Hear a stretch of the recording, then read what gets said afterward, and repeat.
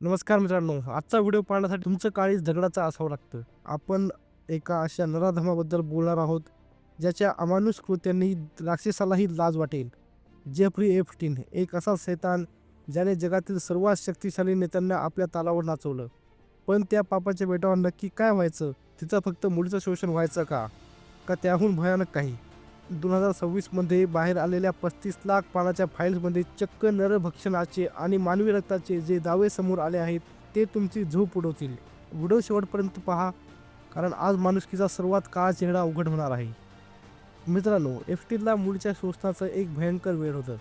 त्याने जगभरातून लहान मुलीची तस्करी करण्यासाठी ललिता एक्सप्रेस नावाचं एक खास विमान वापरलं. तो या मुलींना आपल्या खाजगी बेटावर न्यायचा. पीडित मुलींच्या जबानीनुसार तिथं त्यांना कैद करून ठेवलं जायचं. पण धक्कादायक गोष्ट ही आहे की एप्स्टीन हे सगळं एकट्याने करत नव्हता.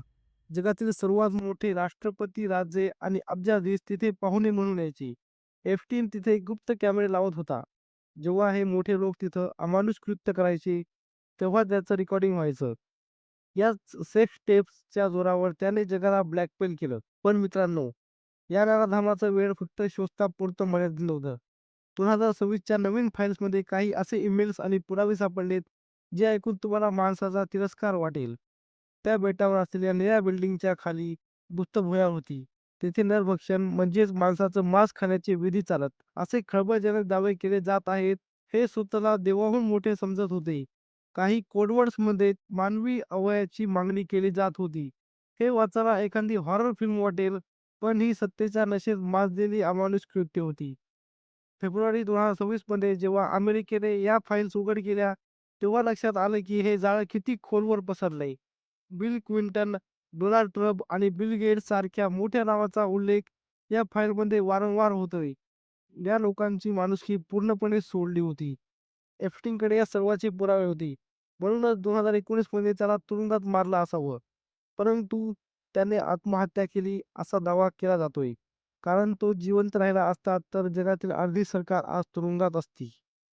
मित्रांनो, पैसा आणि सत्तेच्या मागे हे नरक आज आपल्यासमोर येते. तुम्हाला काय वाटतं? या नरभक्षकांचे आणि अमानुष शोषणाचे दावे खरे आहेत का? या मोठ्या गुन्हेगारांना कधी शिक्षा होईल का? तुमचे मत कमेंटमध्ये नक्की सांगा. ही माहिती जास्तीत जास्त लोकांपर्यंत पोहोचा, कारण जगाला या नराधमांचा खरा चेहरा कळलाच पाहिजे.